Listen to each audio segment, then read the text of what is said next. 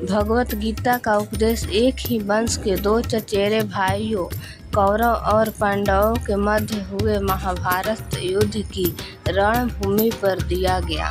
इस पुस्तक के प्रारंभिक पृष्ठों में उल्लेखित गीता का परिवेश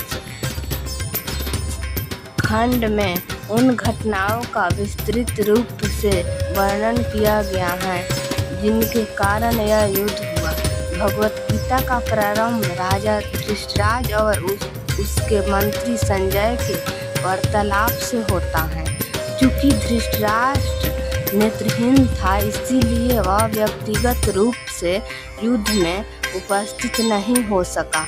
अतः संजय उसे युद्ध भूमि पर घट रही घटनाओं का पूर्ण सजीव विवरण सुना रहा था। संजय महाभारत के प्रख्यात रचयिता वेद व्यास के शिष्य थे।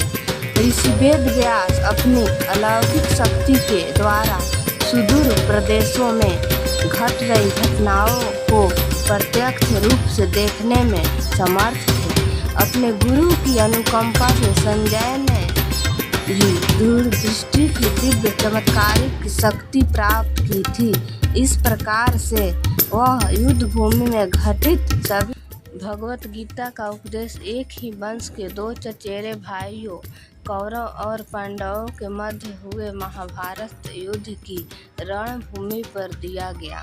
इस पुस्तक के प्रारंभिक पृष्ठों में उल्लेखित गीता का परिवेश खंड में उन घटनाओं का विस्तृत रूप से वर्णन किया गया है जिनके कारण यह युद्ध हुआ। भगवत गीता का प्रारंभ राजा धृतराज और उसके मंत्री संजय के वार्तालाप से होता है। चूंकि धृतराष्ट्र नेत्रहीन था, इसीलिए वह व्यक्तिगत रूप से युद्ध में उपस्थित नहीं हो सका। अतः संजय उसे युद्ध भूमि पर घट रही घटनाओं का पूर्ण सजीव विवरण सुना रहा था।